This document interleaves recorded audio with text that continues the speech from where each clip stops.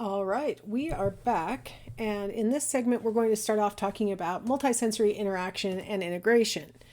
Some of you may have heard of a condition called synesthesia. I don't know if condition is the correct word because condition almost makes it sound like, a negative thing, but people who have synesthesia are called synesthetes, and synesthetes report that their sensations mix together in their perceptions. So input into one sensory modality produces perception in another modality. And so I've got this graphic here showing you how information, for example, coming in as sound might be integrated with touch so that when you hear a sound, it makes you feel like something. So some examples are things like a person might report that the note middle C is blue. Like they don't say, I see blue, they say it is blue. Or they might say that when they taste a lemon that it feels ticklish.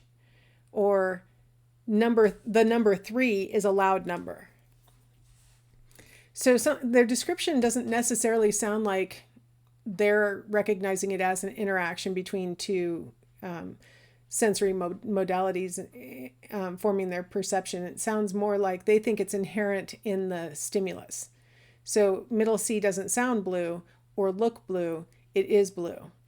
So now if you're not a synesthete, you're thinking, what? If you are a synesthete, you're like, oh my gosh, other people have this too? I just heard somebody describe herself as a lexical, what did she say? It was a pretty funny description. A gustatory lexical synesthete. And what she means by that is that words taste like something to her. And so she was saying things like the phrase, so what, tastes like cream of broccoli soup. It's like,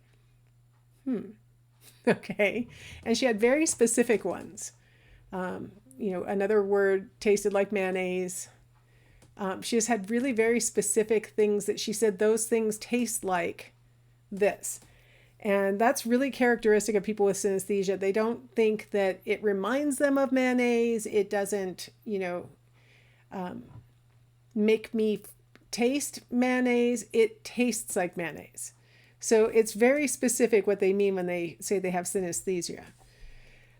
Basically, what we're talking about is a type of sensory interaction, and we all have sensory interaction, or we wouldn't be able to make sense of the world. So, for example, for us humans, and probably for most predators, but we don't know for sure what's going on, inside of other creatures. But for us humans in particular, we display something called visual capture. When visual information conflicts with your other senses, we will defer to vision.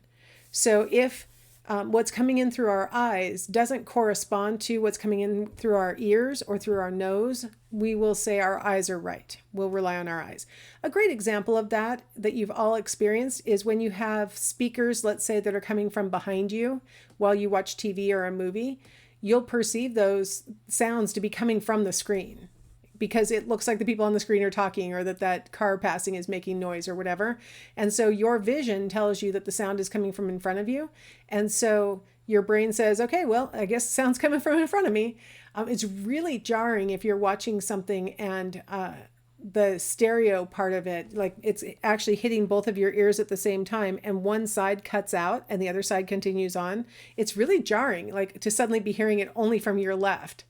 When you know full well the sound's coming from the front, obviously, because that's where the picture is, to have it suddenly hop to the left makes you aware that the sound isn't really coming from the screen, and it's very jarring. That's what we call visual capture. We trust our eyes more than we trust any of our other senses as humans. Dogs probably trust their nose before they would trust their other senses, stuff like that. So an example of visual capture is called the ventriloquist effect.